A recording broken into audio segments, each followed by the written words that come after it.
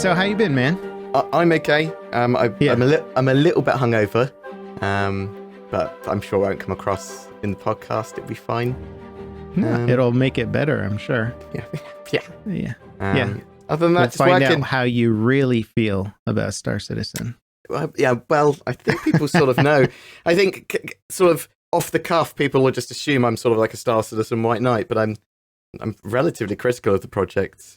I'm hyped for it at the same time, so I'm sort of excited for a lot of stuff. I find that I haven't found too many content creators that are just like full on White Knights for the project, you know? Like it's fun to be enthusiastic about it, but I haven't found anyone that's like, oh yeah, everything CIG does is fantastic. It's like, no, we're all playing the game and we're all suffering through the same bugs together. It might be if they're new as a content creator for Star Citizen, because then you've got sort of like a much more like, oh wow, this is really cool. And you haven't lived with the project over 10 years of sort of delays and problems, but also sort of now coming together. So. Yeah.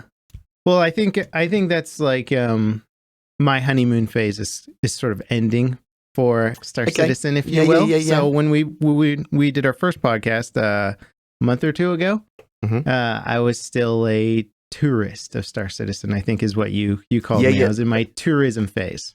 That's how I would deem people that, well, either people that have seen Star Citizen and are wowed by it and going through a bit of that honeymoon phase, or people that see the project once every time there's sort of like a major patch update. They're sort of, and because I think Star Citizen tourism is probably one of the best ways of sort of experiencing the game, just once every few months.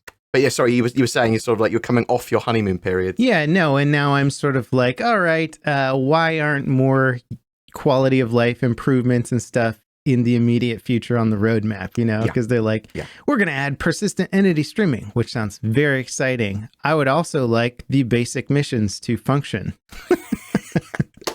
But I want to go place a hula doll down on a planet and come back and get it later. That's more important than the missions working, surely. Yeah, I was just running a Zeta Prolinoid thing the other day with Matimio, and like one of the containers was just beneath the surface of the planet, right? So it's like, you can't complete this mission that you can't. It's just like you're having fun, you're on an adventure, and then, hey, the most basic thing ever of like, hey, maybe we should just like do a second QA pass on this mission and see if any of the entities are spawning below the surface of the planet is broken. And it's like, I'm pretty sure that's been broken for a long time, right? Yeah, we can talk about that. I think that's one of your questions. I put it on there. There are many reasons for that. There are many, many, many reasons for that. None of which I would say are great reasons. Yeah. Well, that's the problem is there are reasons for why things are not progressing. And on one hand, I understand that a huge portion of the reasons is like they want to maximize their time, their efficiency, right, on working on the game. Yep. So why do a halfway fix now and then do a full fix later that's going to be an entirely different fix, right? So it's like you don't want to spend time and a half. At the same time, the game is becoming much more playable now. Much more inviting. There's probably record numbers of people coming into the game right now.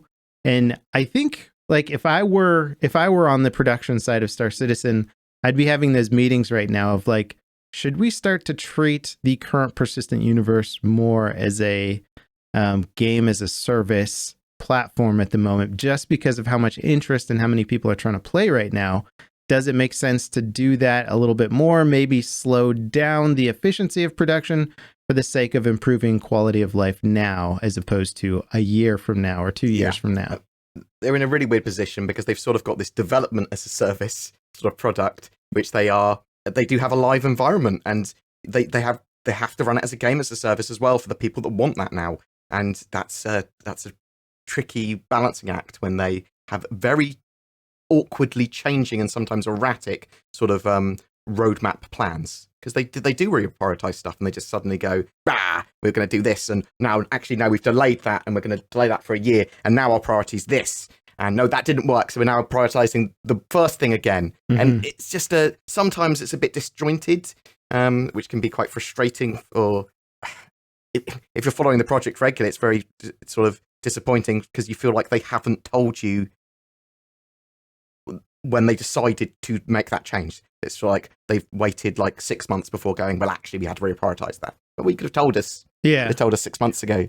Yeah, it's hard because they're so open as a production team, yet they do have to hide some of that stuff because mistakes are made, right? And what happens when they admit to making a production mistake of like, oh, we thought this was going to work, it didn't, so now we're going to have to re-strategize. Well, now the media sites, the content creators, everybody like lights them up, and it becomes this big PR issue, right? You know, and I think they're pretty shell-shocked in terms of the PR issues. I wouldn't be surprised if that's why we didn't get a letter from the chairman for such a long time. You know, like Chris is kind of... I think it was 18 months or something for the letter from the chairman. Yeah, and Chris used to be much more of a regular character on any of the weekly updates and stuff, and he's kind of taken a step back because, you know, his enthusiasm and his sort of off-the-cuff remarks about the game have become memes and headlines, right, for people trying to write articles. Or I think his staff just go, no, Chris, don't say this, please, because he's so excited. He's like, yeah, and you'll see that next year, you know. And people are like, oh god, you know, I don't think we're going to be that's ready. what he wants, but that's because that's what he said. Can you potentially get this for next year? And they go, yeah, we might be able to. So I was like, yes, we're doing it next year. Yeah. It's okay. Yeah. Cool. Well, there's still stuff I've been waiting for since 2016 that I thought was going to be next year. So yeah. Well, we kind of got right off into things with the podcast, but I wanted to ask you how you been. How have things been going for you? Yeah, all right. So there's been quite busy in the Star Citizen sort of line of things with Fleet Week, which is always a relatively busy time. It's very interesting. It's a big money earner for Cloud Imperium. It's a big free fly event. So they Star Citizen was very, very, very busy with, I think, record amounts of it's crazy concurrent users. For Star Citizen, it is for sure. Like, I think they were getting like 2,000 unique new accounts a day and stuff like that were all playing the game, and it was pretty busy. So yes, Fleet Week's always pretty busy. But sort of other than that, and my dedication to Star Citizen research and news, I've been pretty chill. My editor is away on holiday. It's the Jubilee and that sort of stuff. I don't know if you want me to date your video, but now I have.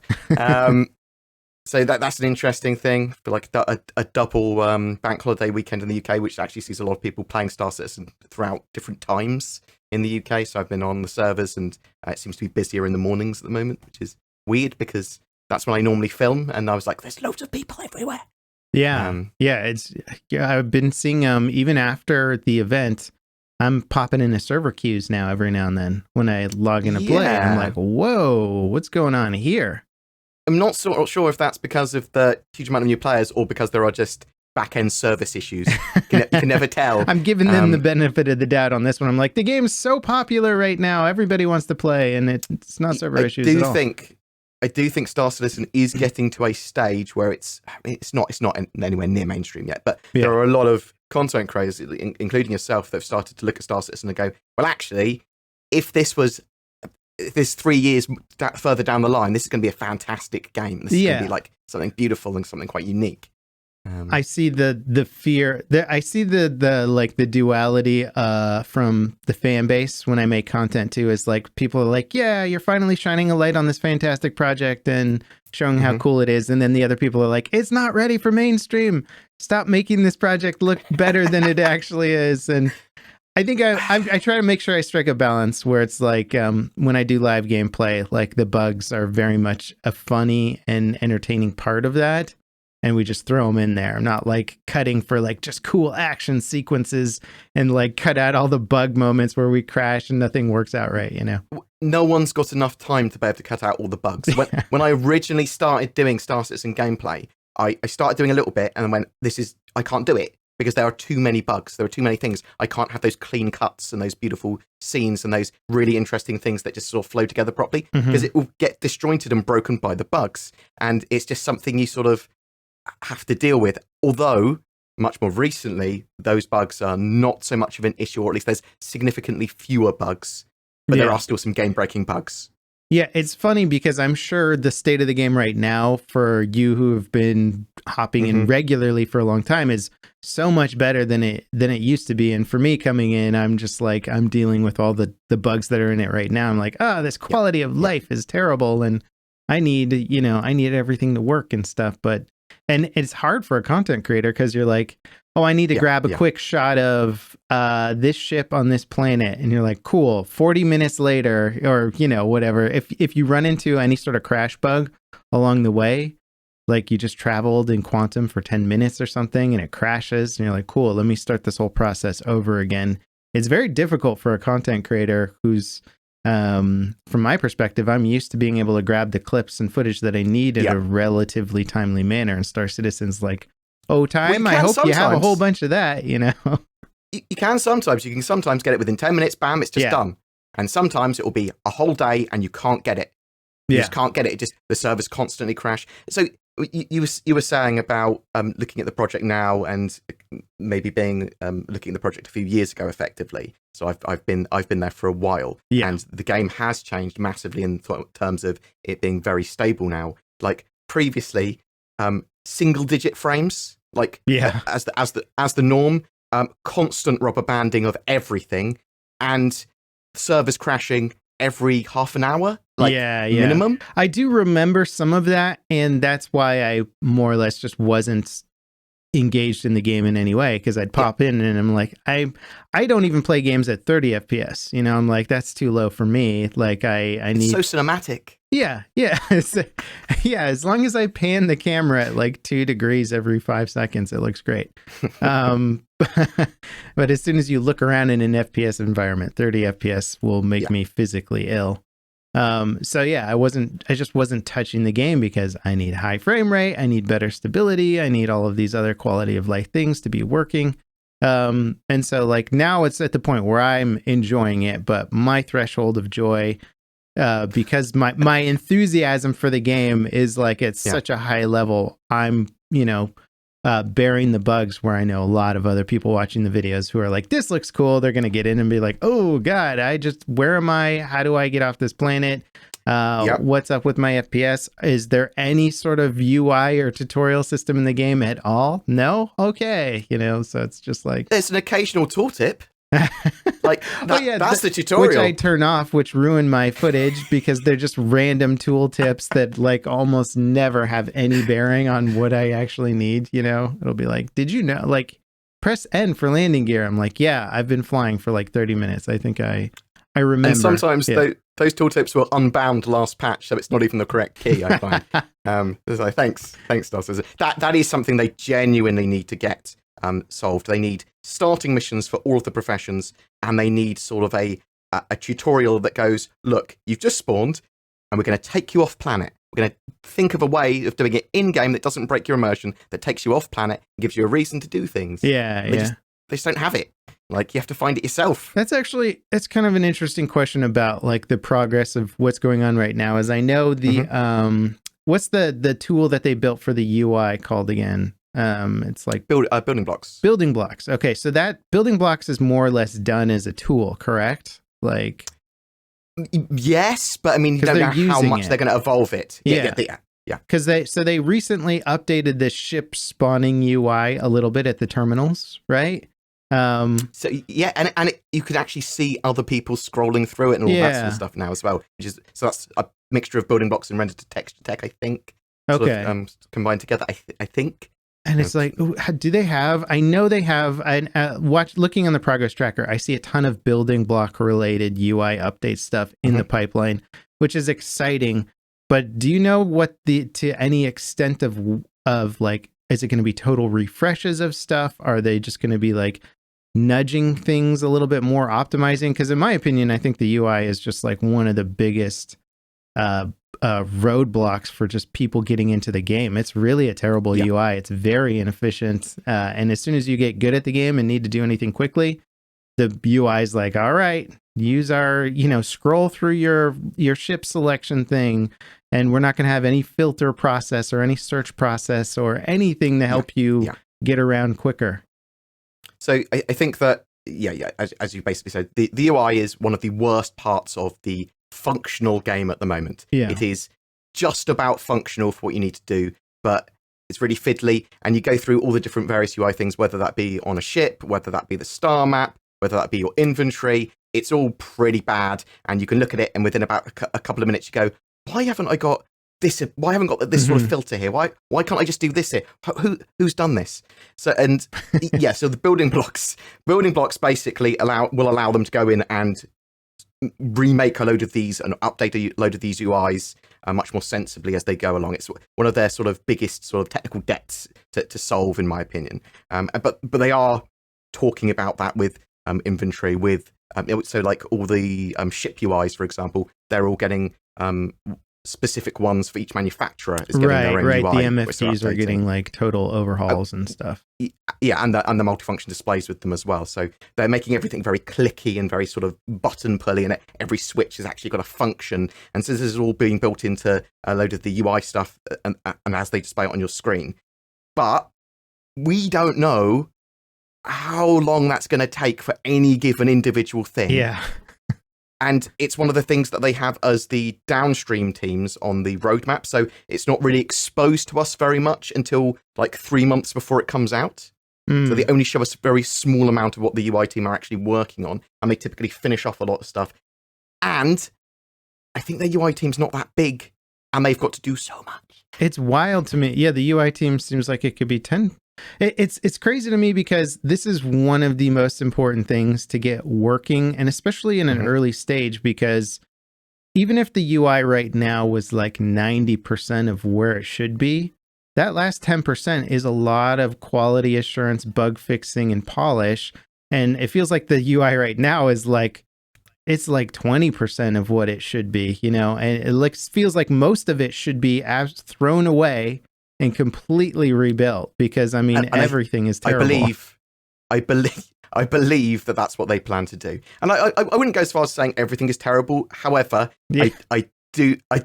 It can be frustrating, and a lot of it is just like, this is bad, like, or just barely functional, or you could do better. Some of it looks good, but a lot of it is sort of just, they need more, they need to do it better. So some of it does look good, and I find the main problem with the stuff that does look good is that it's not tested for scale or different environments or something like that, where you're like, this looks cool, and then as soon as you put it into practice, you're like, oh, this doesn't work at all. Like the colored spaceship UI, as soon as you go into an environment of the same color, you can't see it at all. You're like, oh, that's a problem. Sure, green works for jet fighter pilots where it's like neon green or whatever, because you more or less know the color spectrum that you're going to be operating in. And then in Star Citizen, all of a sudden you're in a green nebula and you can't see anything. Or you've got a unchangeable blue UI and you're in a blue atmospheric area and you're like, blue doesn't work at all. Or red, you know, like I can't read anything. Yeah. Can't read anything on my mobiGlass. This is great. Where am I? Unfortunately, that's just some of the issues that the game hasn't solved yet. But I mean, they will. It's just and I don't mean to get too down on the game at the moment, but the UI is kind of the center of everybody's main gripe. And I noticed as I've been playing more with people coming into the game for the first time, that's like the first thing that they're just like, why the heck? Like they try and navigate and they're just like, who designed this system? Like, how come I can't just go to the place I want to go? You know, like Google Maps is 1,000 times easier to use than like the map in Star Citizen. You know, you're just like, just type in the address. They'll get there. They'll get there. Yeah.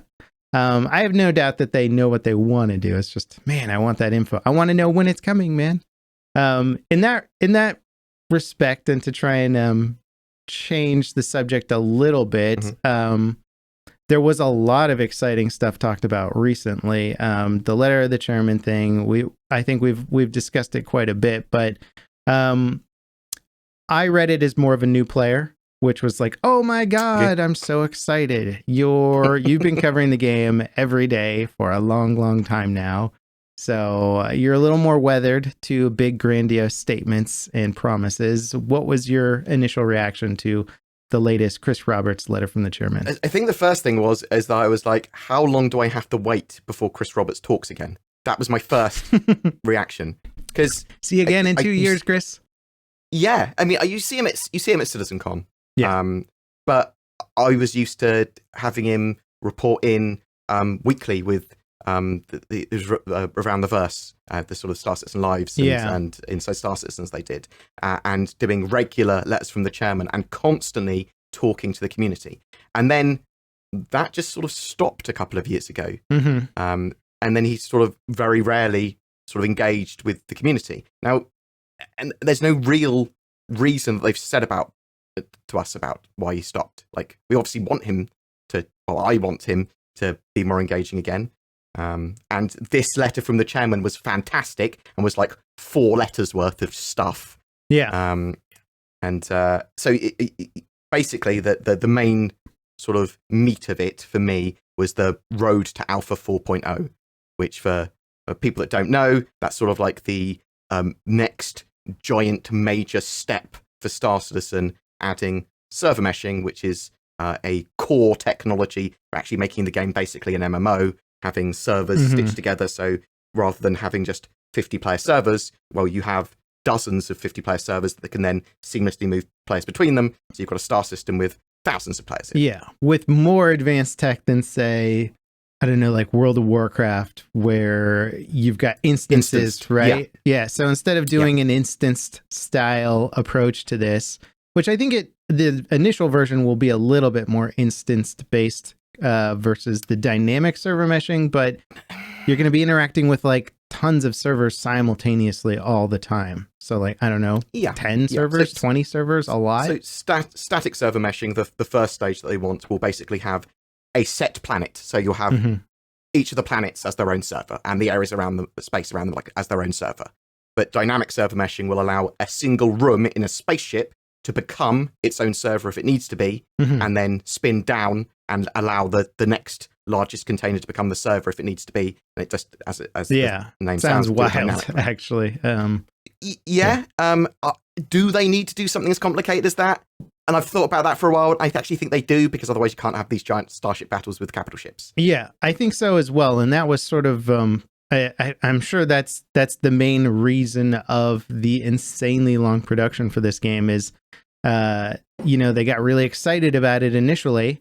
Like, we're going to do this and that and this and this and have all this cool features for you. We're going to make a dream game. And then they, at some point along the way, some really smart programmers did the math and were like, so to do all the stuff we want to deliver for this game and that we've promised, we have to develop technology that's never been used in gaming before. I think a major problem with Star Citizen, but also one of its appeals, is there are very few compromises when it comes to the sort of development goal of this like massive, beautiful, like seamless universe that's like this universe sim that also has fantastic sort of ship combat in it. And the ship combat is now a big part of it, but it's not the main part anymore. Which is an interesting one. I think it's good also, actually, because that's always been like my fear for this game is it's such a big, fantastic project. And I think one of the biggest things that'll scare away the main audience, or a big audience anyway, is having to fly spaceships, right? Because you want everybody to play the video game. But I love piloting. I got my joysticks here. I grew up on flight sims. I'm a sci-fi nerd. I love the idea of flying a spaceship. There's plenty of people out there that like that, but also to get like this bigger level of mainstream appeal, which I think it would be a very good thing for this game, to have it go like massive where everybody can engage and play it. Well, saying you have to fly a spaceship and you have to be able to land fairly tricky landing operations, like that's like a roadblock for a lot of people. So I'm always like, I hope they can make this somehow. They need to retain the like hardcore simmy nature for the people who really enjoy it, but they also need to allow some guy on an Xbox controller to pop in and take off his ship and land it somewhere without exploding, because if they wanted to be so hardcore with their death of the spaceman like concept and all this stuff, you can't have people dying all the time on takeoffs and landings, So. Did you play at all when they had the older flight model that had everything acting like a helicopter? The VTOL stuff. No, I didn't play that, but I have heard quite a bit about how VTOL used to work. So it was fantastic for a flight model. However, the landings were so fiddly that I think like 20% of the pilots. That's just a figure I pulled out of my ass, but about 20, like a very small percentage of players that jumped into the game could work out how to land, and you just crash all the time, just everywhere, just like this is hell. Well, so it's like if you threw anybody into a helicopter and we're just like, land this thing, it's like everybody would crash because you need 1,000 hours before you're like, all right, I think you can fly this on your own now. So it's like, they're creating this fun sim thing, and you watch people play DCS and they're like 100 hours in before they've got the startup process down for a jet, right? They're like, oh, I got to turn this on first and calibrate this, and then they're ready to take off. And you're like, that's cool. And it's simulating real life. The game just has to find a healthy balance where there's enough depth for the people that want it, and it's easy enough to get into for the player who's just like, I'll check this out. And you want them to have a good time and not a miserable time. You can't be mainstream and have heavy sim, in my opinion.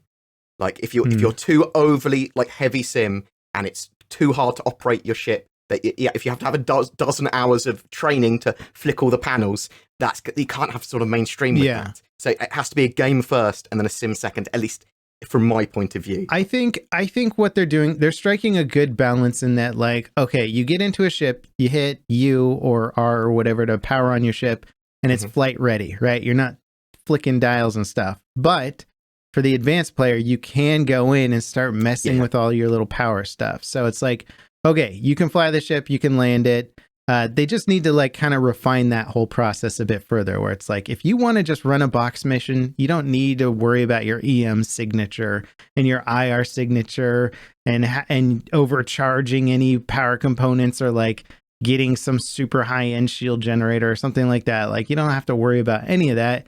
Just get in your ship, land on a box mission, or if you want to run a bunker mission, the ship you choose isn't really all that important for the most part, as long as you can take off and land. As long as they make that aspect of the game pretty easy to get into, then most of the content, or a huge portion of the content, will be easily accessible to a large portion of the community. And then when you want to get into the like high level space combat stuff, now you can push the simmy stuff a little bit more, because that's going to appeal more to flight sim people who are already used to having to fine tune their controls and get into all the nuance and details and stuff. I'm hoping that's why they are with the skill curve as well. They go easy to get into, bam, make it simmy. That's what they sound like they're doing. Yeah. But as they evolve, so their development is very iterative. They do evolve these systems, and players constantly have their feedback is used to drive the development.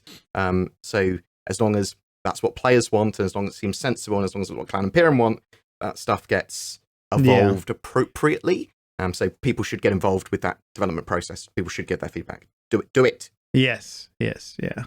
So with the latest patch coming out, 17.2, not 3.18, because that's a couple months away, and it's going to be in PTU testing for quite some time. But 17.2, there are some cool things coming. Is there anything in 17.2 that you're really looking forward to? So there is like some big tech milestones with their first implementation of planetary nav mesh stuff. So this is sort of like them going, we want NPCs and on the ground and eventually ships and stuff to be able to pathfind appropriately around obstacles and actually participate in sort of missions coming out of spaceships, going into spaceships, understanding that a derelict's there and being able to run in between it, actually provide you challenge and not just be sort of allocated to a single room. Yeah. So they've got the first iteration of that being used properly with some new reclaimer points of interest. So big sort of alien-esque spaceship interior that you can run around in the derelicts. So that should be pretty fun. I think the Siege of Orison, have you been... Yeah, I've been following that. Siege of Orison? It looks like it could be very cool. Yeah, if it gets refined somewhat. Okay. So it is a big old FPS, a little bit of spaceshipiness, but a big FPS sort of dynamic event that's a big assault on around Orison, so sort of floating platforms.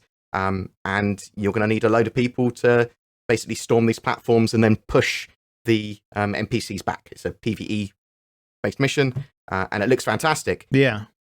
But in testing, there were a good amount of problems including sort of like single points of entry into places that were just like, this was going to get you instantly killed by NPCs as you turn up. Oh, yeah. Things like that.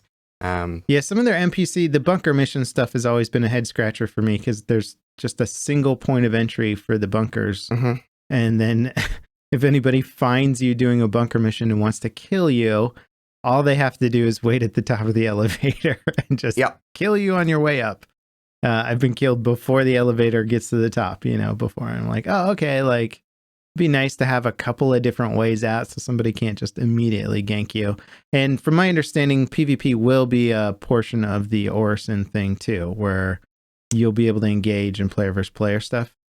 Maybe. I don't know if Cloud Imperium... So I think they test some of this stuff and they want to do it.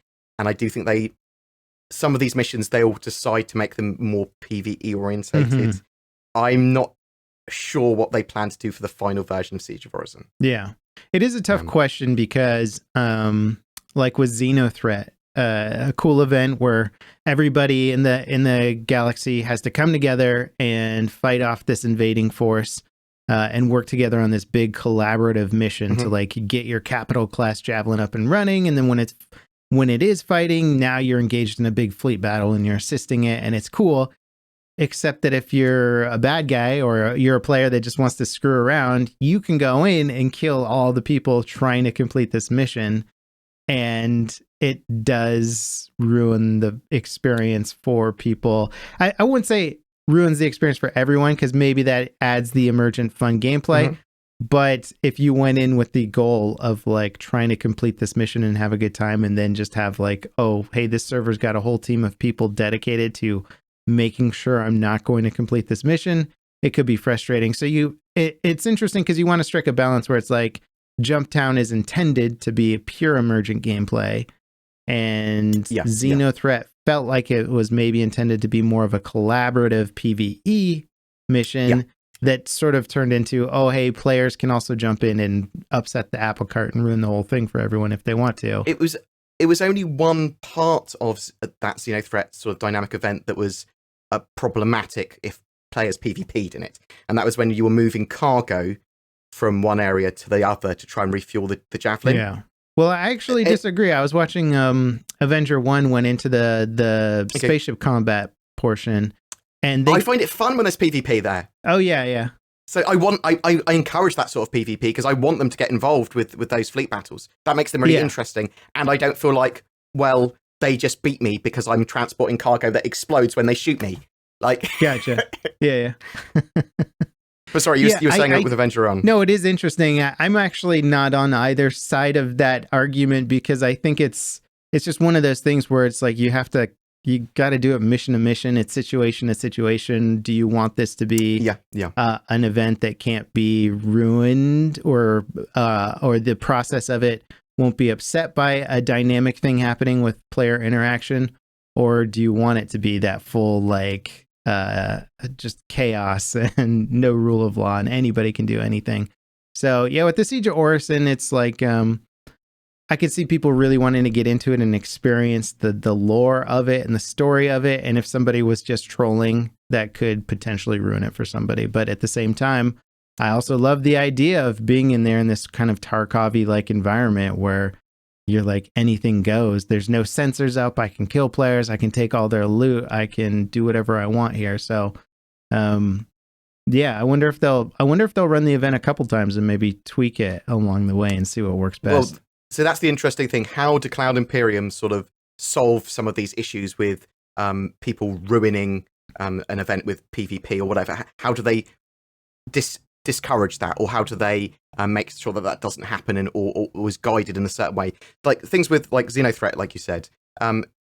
Really, what you want to do is you want to have something that disincentivizes players from doing PvP in certain areas, or makes them want to do something else, or they have their own set of missions to do at the same time, or something like that. So they feel involved and they feel like, well, if I'm going to be ignored because I'm not getting the gameplay I want, well, I'm going to make my own gameplay. Screw you, buddy. I'm going to go after you.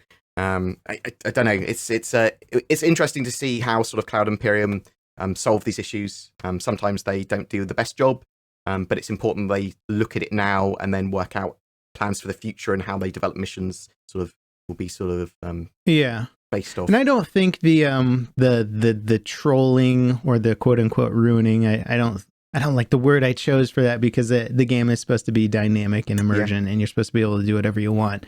But I lost my train of thought on what I was going to say there. I had an idea, but I think they have a lot of challenges in front of them.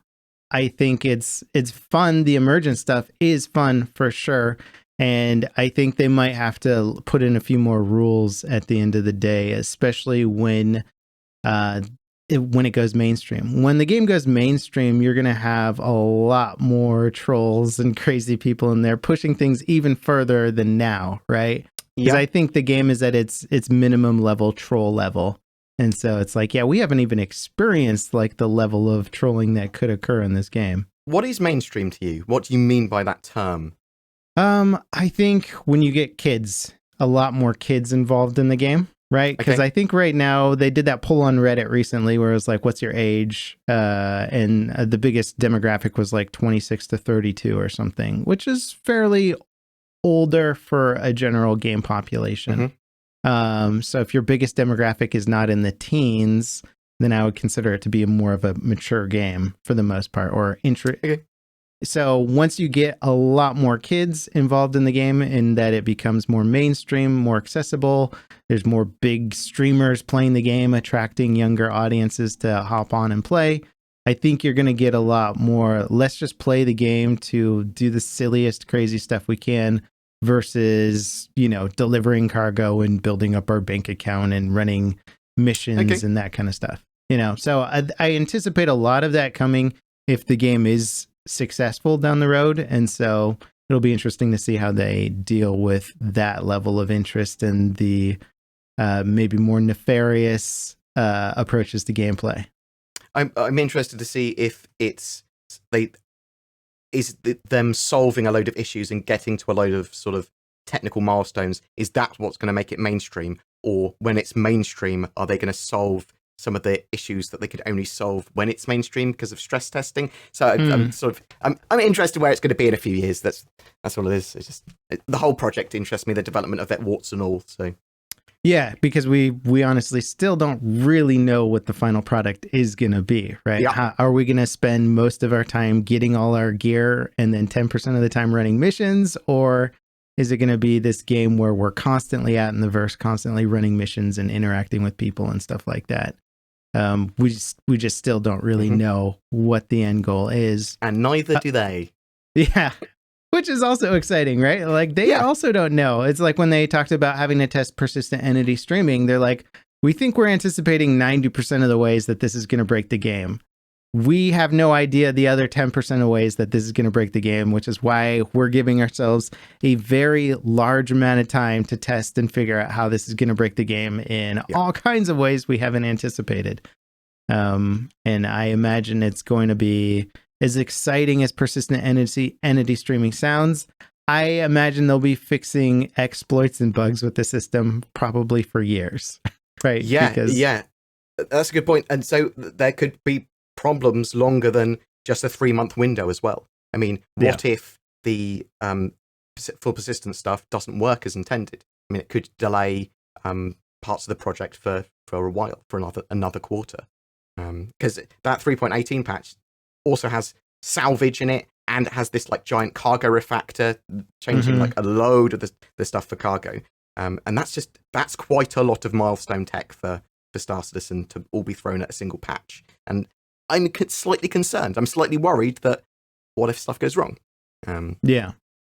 Now, speaking of milestones, if you've been, I recently like went through the whole progress tracker and was just like reading through every detail and everything they're working on, because it gets addicting and you're like, I want to know what's coming next, right? And then all of a sudden you're like just reading thousands of progress updates on every team and what's going on. And it's clear both from the latest email that went out about Squadron 42 and just from looking at this progress tracker that most of their workforce is on Squadron 42 elements right now.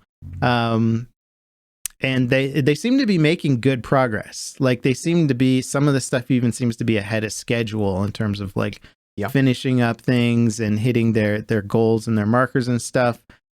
Where are you on Squadron 42? I feel like some people don't care about it. Some people are really excited for it. Some people are like, I'm only interested if Squadron 42 affects the persistent universe, like they make a cool new vehicle or a new UI element and it comes in a PU, then I'm excited.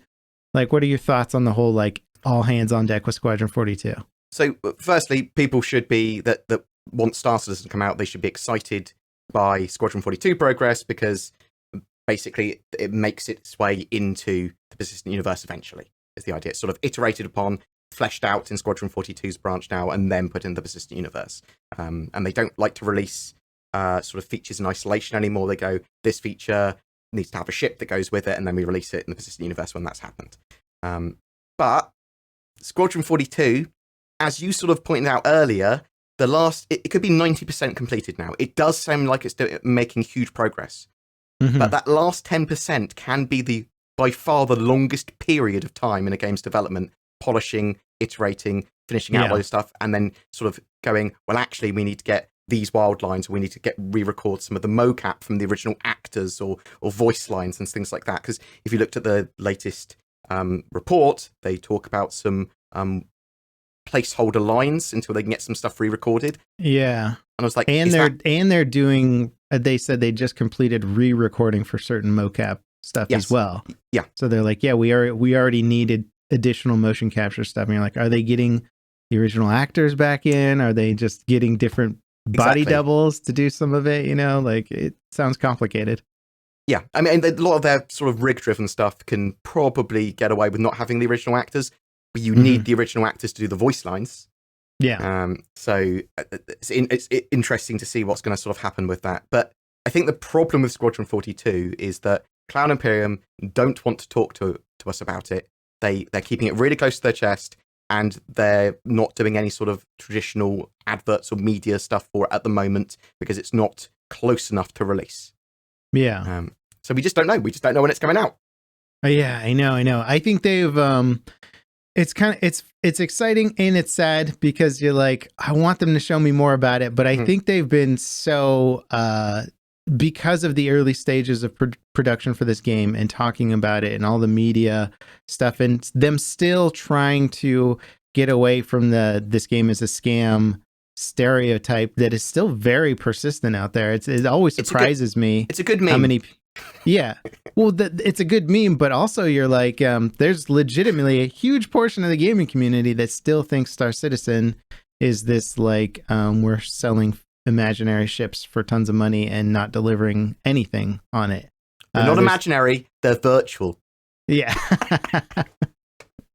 Yeah, I think society, that's an interesting topic in itself, in that nobody looks at somebody who spent $120,000 on a sports car and goes, that crazy person, you know, what are they doing? When you can buy a $20,000 car that's perfectly adequate for everything you need, right? But when you take it to virtual assets or virtual things, where it's like, I'm spending most of my free time playing this video game, why can't I put some money into it? All of a sudden it's insane, right? You're like, what are you doing? So when you see someone spending an amount of money that would genuinely improve your life by buying tangible things or buying a house or whatever, when you see them buying something which is virtual for entertainment and only improves their life a tiny amount, if that, you're like, I do not understand why you have spent that money on spaceships. Yeah. Like, that's fair enough, but I think that Star Citizen sort of attracts, at least at the beginning as well, it's sort of older IT professionals that had quite large incomes or hobbies, but not enough time to do those hobbies. So they invested in a game of their dreams. And it's an interesting thing, Star Citizen. It's a very unique way of doing its funding model. And some people will see it as predatory, some people will see it as a scam, and other people will see it as the project of their dreams, which is, I think I mostly see it like that. I mean, there are concerns about the development. There are concerns occasionally about the way they fund, and it's fine to question that and criticize it. Yeah, I mean, I think you're like me in that we both love the concept of Star Citizen. The artwork, the narrative, the building of the game is very attractive.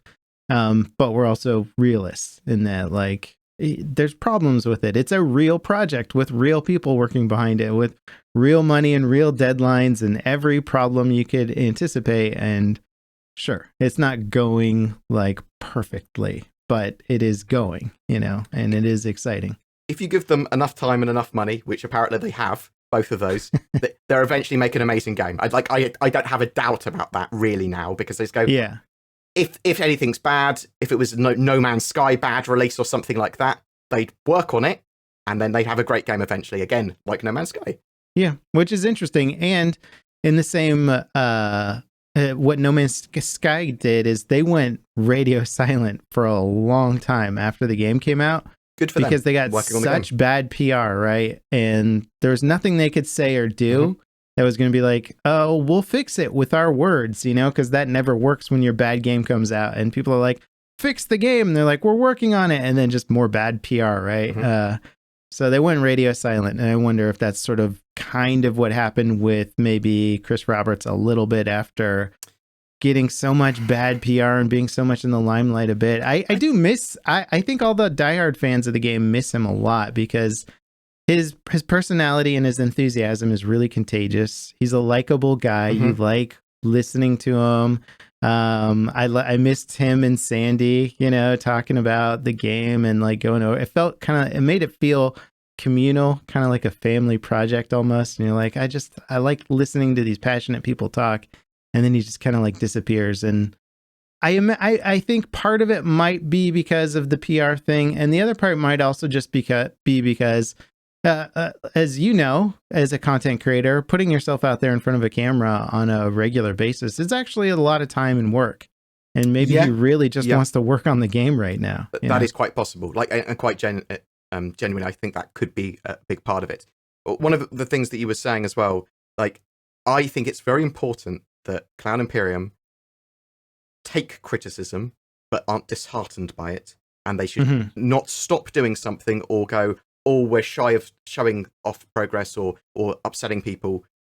They should just tell us the truth, treat their audience as adults, and keep that part of the game development open and show us it. They can't start going, oh, well, we don't want to hurt people's feelings, we don't get our feelings hurt and things like that. It's really important that they tell us honestly and in a timely manner about the game's development, and keep on doing that. So hopefully they don't get disheartened by when they get bad press or whatever. I think they just need to sort of suck it up and move on, because they're going to get criticized. There's going to be headlines like Squadron 22 still not out. What a surprise. I mean, that's the sort of headline I see every few months.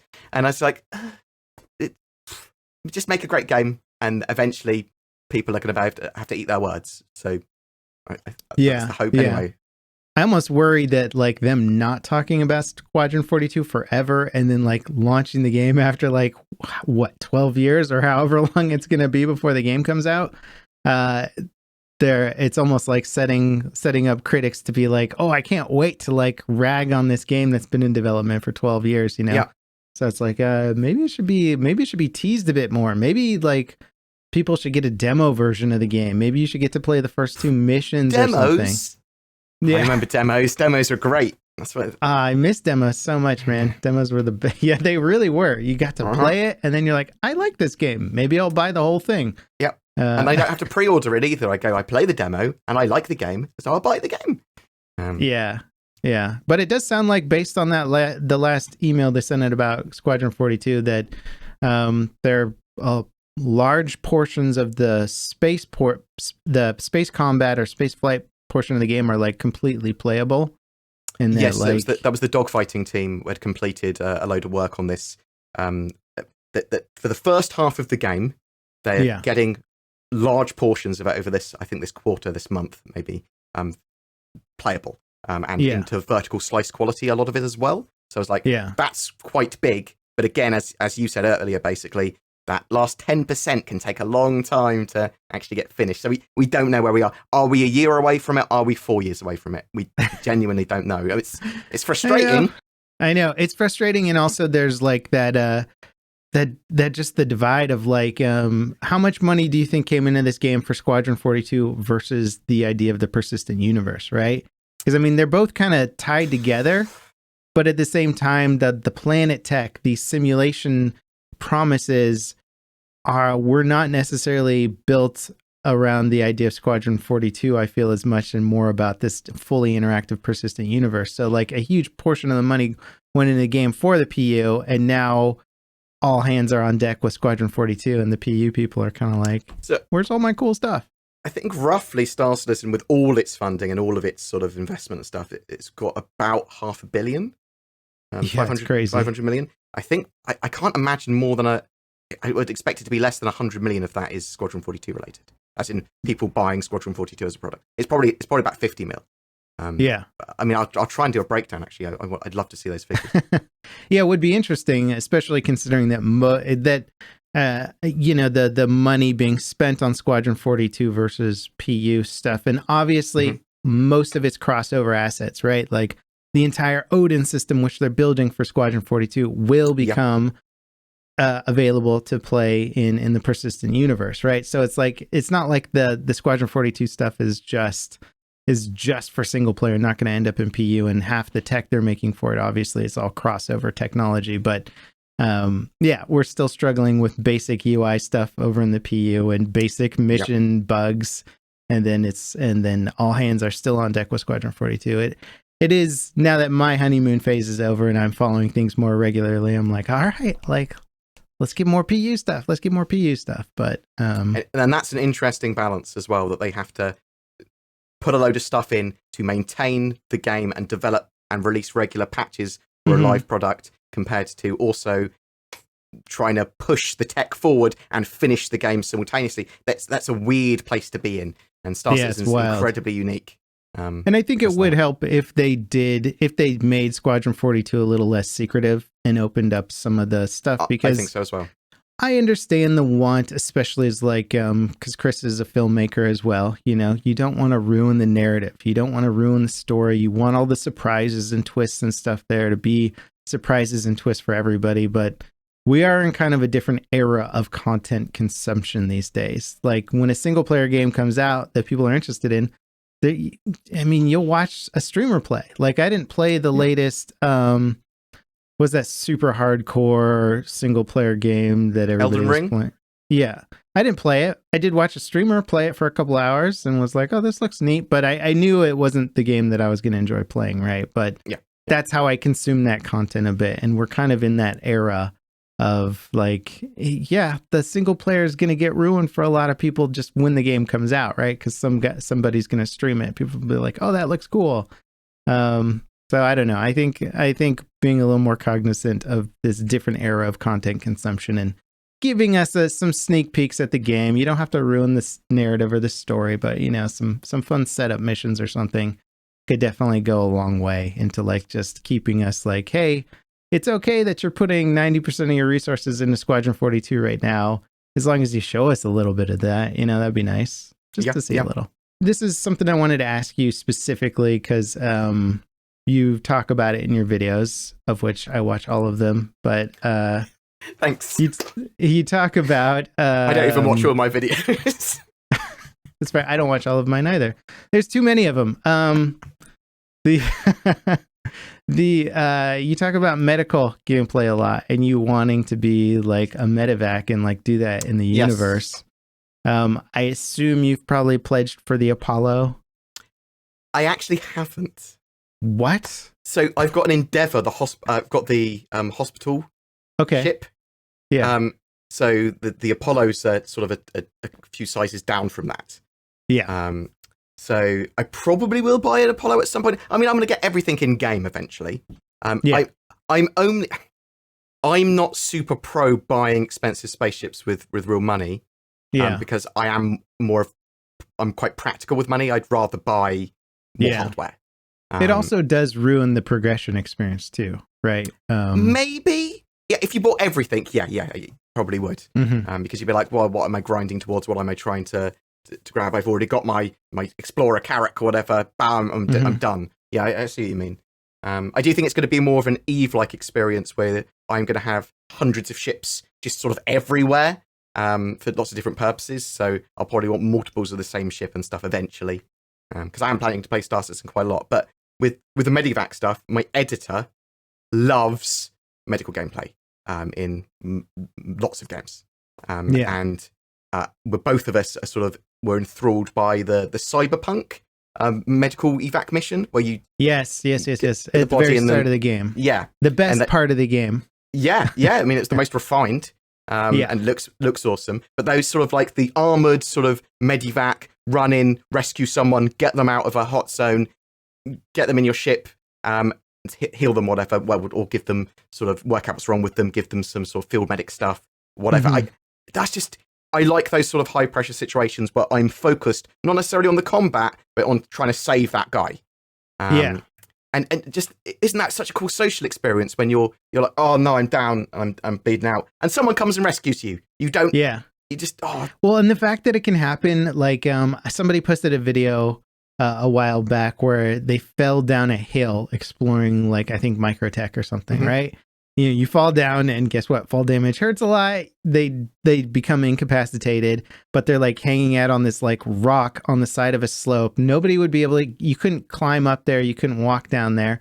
And they call the medevac, and this guy like backs his ship right up, and then like tractor beams the dude like over, and then like heals him on the ship, and like there he's good to go. And he's like, "All right, buddy, let's get out of here." And it's like, that is really cool that you can die or you can be incapacitated anywhere on any planet. You send out a beacon, some guy from somewhere else quantums in, comes down, figures out how to help you out, and like gets you out of there. And then also you're in this situation where you can just chat with them while they're like dropping you off at your destination or something. It's neat.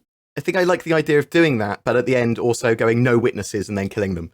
Like, yeah, that's the fun thing is like, because right, you got the money, right? I think is medevac just revival, or it's usually revival and then take me somewhere, right, to complete? No, that would be a separate thing. So that would be a separate service beacon to they're probably gonna have to integrate take me somewhere afterwards, because you're like, I revived you, pow, like. Indeed, but I think there'll be a rating service eventually. You'll be able to go. Yeah.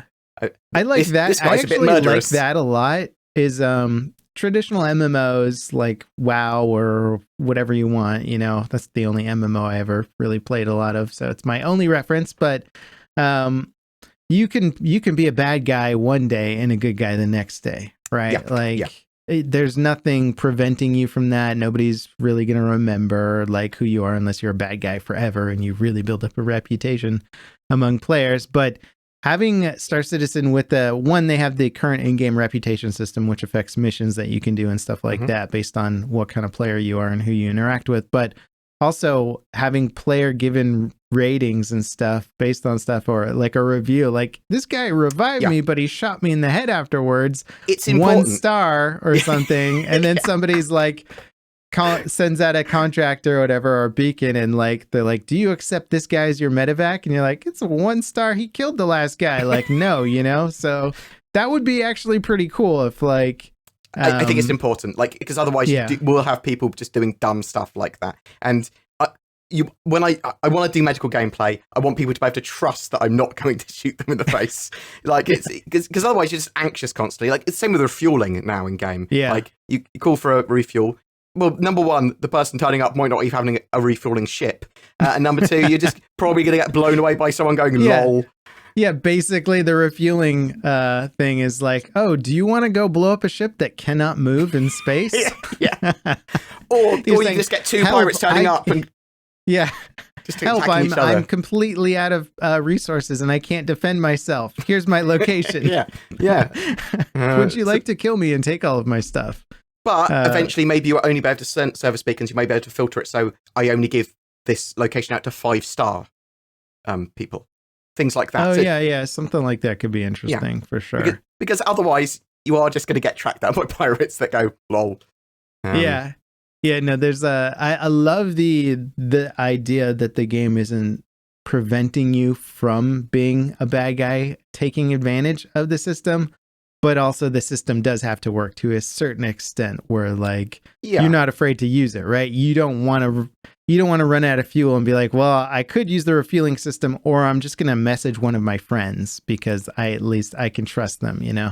It's only really a problem at the moment as well, though, because there are in the future going to be very safe systems which are sort of like, it's going to be hard to do PvP. It's going to be hard to do sort of like outlaw gameplay.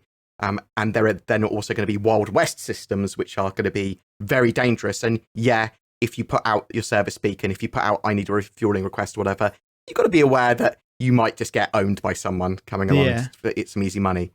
Which is interesting because those systems are probably going to need service beacons more than the well-established systems, right? So, and but also, are NPCs going to integrate to that mission system as well? Where if there's no players around to accept the mission, will an NPC come out and refuel you? Is that the idea?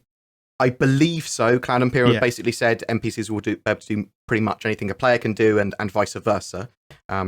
But we don't know until it's actually in game. Right. Like, they say a lot of stuff, and that looks to be the plan, but their plans do change based on what's actually feasible. Yeah, for sure. Just because the complexity of everything is like, hey, now that we tested out what we said we're going to do, it doesn't work at all in practice, you know, and that's the fun of live game design, right? You're like, all this stuff that we said was going to be cool. Well, it turns out in practice, it's not cool at all. Like, it's super unenjoyable or something. But hopefully they then rework that and they get something similar to their original goal, but actually more practical. Yeah. Yeah. Oh, man. Are there any subjects or interesting things you want to talk about that, like, has been on your mind lately? Not really. I mean, so I'm a bit confused what's happening at the end of the year with Star Citizen, because there's supposed to be a 3.19 patch, but we have no details of what that patch is going to be at all. My guess is they don't know what it is either. Quite possibly. And we also know that it's possible by the end of the year they'll have a 4.0 prototype with server meshing and pyro in it, which would be amazing if they do. But even they said it might be pushed back to Q1, so almost certainly will be. It's a lot. It's a lot to happen in 6 months because 3.18 is massive. Like, I don't like it's possibly one of the biggest patches since 3.0 or something in terms of just how much it could change the game. Would you say that's a fair statement? Probably. At least the back end tech going into the game, right? Yeah, I mean, full persistence, cargo, and salvage. Yeah, there's all pretty big ticket items. Yeah, and it could change the universe as we know it in dramatic ways, like with just things staying on a planet, like that could make everything different. As you're exploring and doing stuff, you could find wrecks everywhere. Every planet's gonna look like, as they were joking about Wall-E or something. You know, it's just gonna be trash planets everywhere. I'm hoping that it gives us reasons to use ground vehicles more regularly. Like, I want that ground gameplay, but in Star Citizen. Too. Yeah, you might as well just use your ship for 99% of things. Yeah. So I think I mean, there's a couple of like easy scenarios. You know, you create a bunch of your Star Trek scenarios of like, oh, we've got a magnetic interference, you know, and all of a sudden the winds are too high. There's weird EM stuff going on. So ship readouts don't work on the planet. So it's very dangerous or hard to fly. All of a sudden ground vehicles become more useful. I can't wait for ground-based missions where it's like, hey, our refinery plant, like down the road 5 kilometers or 10 kilometers, something broke, or we need an extra person to carry this cargo back from there. Euro Truck Simulator. Yeah. Well, yeah, maybe Euro Truck Simulator, but there's pirates hanging out on the road looking to gank some shipping stuff. So maybe you're mercenary escort for a convoy of stuff, you know, like it's not hard to create reasons to need wheeled vehicles, especially for environments. So I can't wait from them to actually create those reasons. We just don't really have them right now because it's like, why would I ever use this little cargo craft with 6 wheels when I can just put it into the back of a spaceship and fly away at 1,000 times the speed? I think you're only slightly out of your honeymoon phase, but you're very much into the fantasy phase of, this is going to be awesome when this is done, or when this is done, or I want this. And I think that's where I am with Star Citizen still. There's so much that I'm looking forward to, and I think they're going to do, and it's going to be done well. And I'm like so excited for so much of this gameplay and so much of it looks like it's just on the horizon. But then some of it just slips over the horizon again. Yeah. And you're like, And I don't think it's a naive fantasy phase, because I think most people are. That's what Star Citizen is built on, is the fantasy of the game, right? This dream of this amazing, uncompromising game. I would defend the fantasy phase in saying that what they have delivered lives up to the expectations, the detail of the spaceships, the multi-crew, the beginnings of multi-crew interactions on spaceships is fantastic. The procedurally generated planets are unlike anything in any other game. I mean, I know we've got No Man's Sky and a bunch of other stuff, but they don't hold a candle to Star Citizen planets. Star Citizen planets are incredible. Those planets are one of the main reasons, if not the main reason, that the development is taking so long. Yeah. Because they did not originally intend to have procedurally assisted planets to the scale and explorability that they currently have. It was just going to be landing zones for the most part, right? So they're just like, what if we do this? And it's taking the game from, here's a space sim that's going to appeal to a more niche audience, to here's a universe sim that could be a game for everybody, which is so that cool, change in but scope, also that keeps on expanding is scary. It's scary, and it looks like feature creep and feature bloat until you realize they've got infinite money and infinite time. And in its case, it becomes a reality. And that's genuinely how I feel about it. I go, well, actually, a lot of this is no longer vaporware or can be looked at because they will get around to it eventually, and they are delivering. Yeah, I think I talked about that with Space Tomato recently, is this last year for Star Citizen for me has been that year in which it solidified my belief that this game is no longer a will it and more of a win will it, right? Like, because for a long time it was like, there's promising all this crazy stuff. I made a few big spaceship investments early on, and then I cut myself off because I was like, they're missing target dates all the time. Let's go ahead and like back off, pump the brakes a little bit, and see what they can do, right? Because none of it was proven in concept, right? I think I owned the Carrack for like 6 years before I could fly it. Right, that was my first big ship that I like bought. I was like, oh, I love it. And then like 6 years later, the thing is when it came into universe, it actually lived up to my expectations, which is like, how many games do that, right? How many games promise you this fantastic concept, and then when you get it, you're like, oh, okay. Just wait until you can use it for its intended purpose of exploration. I know. Yeah. I can't. Its actual in-game function is not even in the game yet, and it's still one of my favorite ships. Finding wormholes and stuff like that. I can't wait. But yeah, the thing is they're delivering on it now, and the money coming in now, and the interest in it now is going up. Like an exponential rate almost, it seems. And you're like, these guys aren't going to be in any sort of financial trouble. Because for a while there's articles coming out about them potentially being like running out of money. Things could be getting dicey with the production. It was hard to know. So you're like, oh God, I hope this doesn't fail. I don't have those fears anymore. It's like, it's more of a like, this game is definitely happening. It's just, when is it going to happen now? And that's essentially what we're talking about, and what just about every podcast I have ends up talking about is when do we get all that cool stuff, or more of the cool stuff? Because we've already gotten a lot of the cool coming in stuff. slow, and hopefully a lot more by the end of this year. Yeah. And the thing that I think is a good sort of reality slap at points, and they've been doing this a lot on Reddit, is showing old videos of the game.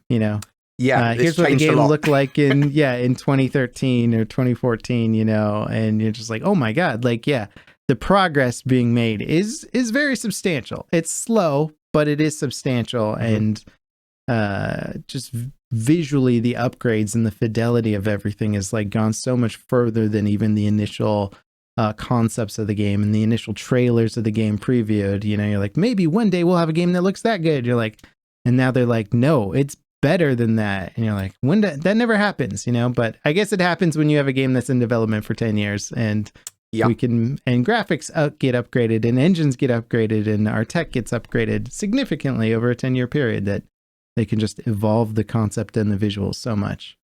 I think the Star Citizen community's been pretty awesome about most of this stuff as well, because they're sort of giving a good amount of feedback and affording the devs the time. They're being very patient, a lot of them. And I mean, obviously, there's some people that aren't, and that's fine as well. You can criticize stuff. You can be annoyed about the time frames, whatever. I think all of that sort of melting pot of feedbacks is useful. But I do think that you couldn't do this game without this very unique community. At least it wouldn't have to fund in the way it has, and it wouldn't have to be developed in the way it's all a very interesting, unique sort of project. I absolutely love it.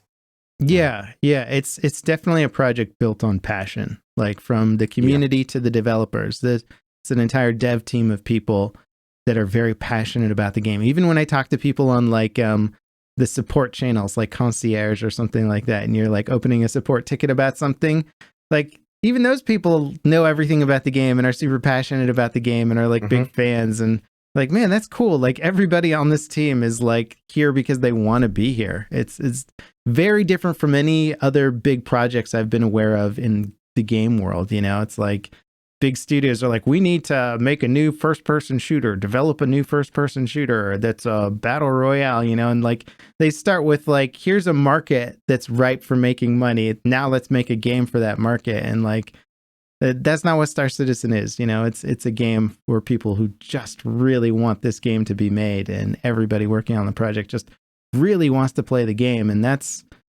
very unique. I don't know if that's ever existed at this scale before. It almost certainly has never existed at this scale before. It's refreshing hearing your passion for it.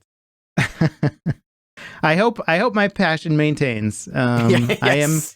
I am pretty deep in the game right now, but I really don't feel myself burning out. There's certain aspects of the game that I'm like, okay, like I've grinded enough of these types of missions that I don't really feel the urge to go back and play them as much anymore or super regularly. But as I get bored with certain aspects of the game, just because they're like tier 0, very limited elements of the game, I discover the next thing. You know, I'm like, I haven't really run these mission trees yet, or I haven't explored what these kinds of ships as much yet. Like right now, I want to get more into trading a bit. Trading's pretty boring, but I also just love flying a big cargo ship and setting it down nicely on a pad and filling it up with cargo and taking it somewhere else. It's just like satisfying. Know entire orgs that do hundreds of hours of just cargo trading a week and love it. Like they absolutely love it. It must be because it's a mixture of a social experience and Euro Truck Simulator in spaceships. Yeah. But I quite like trading, but not to the extent that some other people do. I think as soon as they get this is what I'm looking forward to the most this year, is the potential of cargo based mission trees, because like more like not box missions, but missions where you need a large cargo bay to complete. So hey, we need somebody to haul 50 SCUs or 100 SCUs of this from here to there, maybe in this time frame. Maybe with these other parameters involved, maybe you can't go into quantum, whatever. But build out that mission tree. It sounds like based on what they've said that is being held back, or they're waiting on Cargo Refactor to come in before they add that kind of content to the game. Because I made a list, I think yesterday I was looking at all the ships that are specifically dedicated to cargo hauling, and there's a huge list of them. Yeah. A very big list, and there's no mission tree in the game for those ships. So you can use them for trading, but my kid's knocking on my office door, which is the fun experiment of doing a podcast on the weekend when the kids are in the house. But yeah, so there's all these ships in the game who don't really have much of a purpose other than this barely functional trading system that currently exists in the game. That's an interesting one, because I think where possible, all ships should have sort of the PvE missions, PvP missions, the sort of missions set for them, as well as freeform. You can sort of do your own thing. So obviously with cargo, it would be you can freely trade, but also you'd want those cargo missions as well to actually utilize those cargo bays. There's so much to do in Star Citizen. It's going to be a good few years. Before this game's done. I know when people say like when they jokingly comment like, can't wait to play this game in 10 years. I'm like, me also. I can't wait to play this game in 10 years. Seems reasonable. You can play it now, but it's not going to be completed for another I think beta phase in about 4.5 to 5 years. That's what I feel, gut feeling at the moment. Yeah, it's hard to know what's going to happen after 4.0, right? Like, is 4.0 going to be like the new 3.0 in the sense of like, we're so excited to have it, and now we need that next step, right? We need it immediately. But, 4.0 could also be a floodgate of just like, here's new systems, here's new content, here's whatever. I always caution hype with silver bullet technology. So a lot of people would talk about like Jesus tech or silver bullet tech with like server meshing and stuff like that. Yes, it's core. Yes, it's important, but it's not going to just be, and now the game's finished a week later. Yeah. And a lot of people sort of have this sort of expectation, well, 4.0 comes out, there's loads of content just waiting to be released with it. Probably not. Yes, it might come faster, or they can do a lot more, but I think it'll be a ramp up, but I do think that ramp up there's probably going to be a kind of a golden like a golden era of like content release after 4.0, and it might take half a year or a year to get there, where it's like, okay, we've ironed out all the major problems that were introduced with 4.0, and we figured out how to make it all work.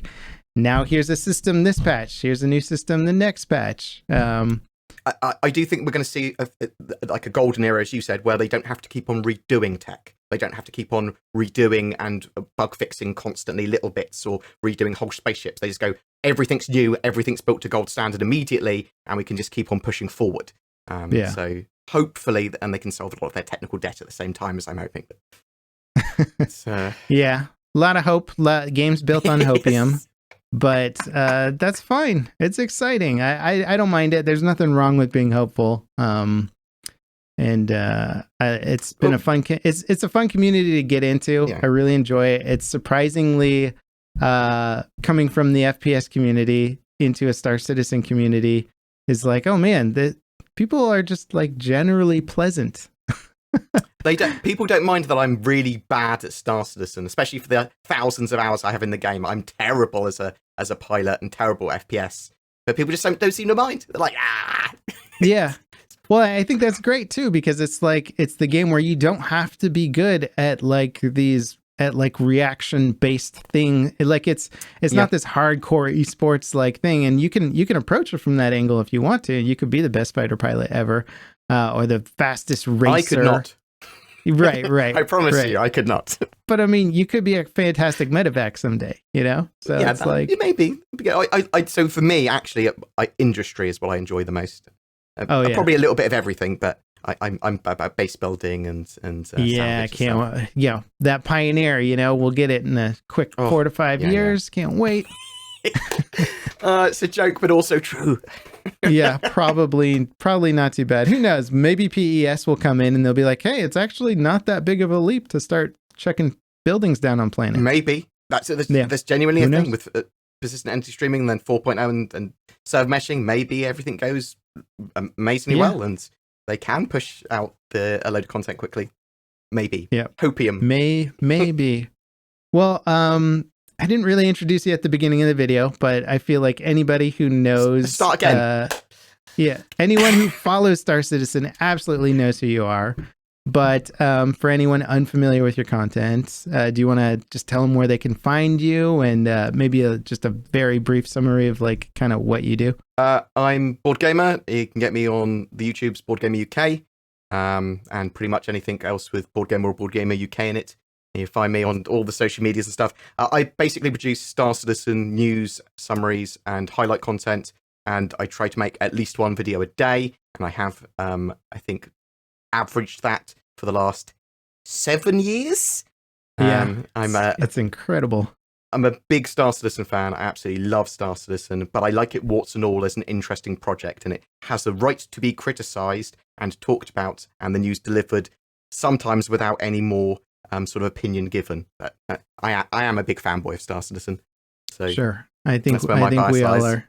Also, you and Zinnia and Zin, Zin or Zinnia, make some pretty good kind of history type videos about the lore stuff too that I enjoy. Yeah, so I'm trying to get my editor, who I employ full time as one of my best mates, trying to do her own video series, and she's got really into the Star Citizen lore stuff now. and hopefully we'll keep on doing that, but also might expand out to some other things as well. And also, as Star Citizen gets more stable and we can do more and more gameplay, we're going to start playing the game together a lot more and just sort of seeing what happens. Yeah, it's great stuff. So go check out Board Gamer. He'll be linked in the description, comments, wherever you guys can find him. He's basically my go-to for Star Citizen news, because if something happens in the Star Citizen universe, I know you're going to have something to say about it, which is nice and refreshing. And thank you for making tons of news content for the past 7 years and keeping people informed and being a nice one-stop.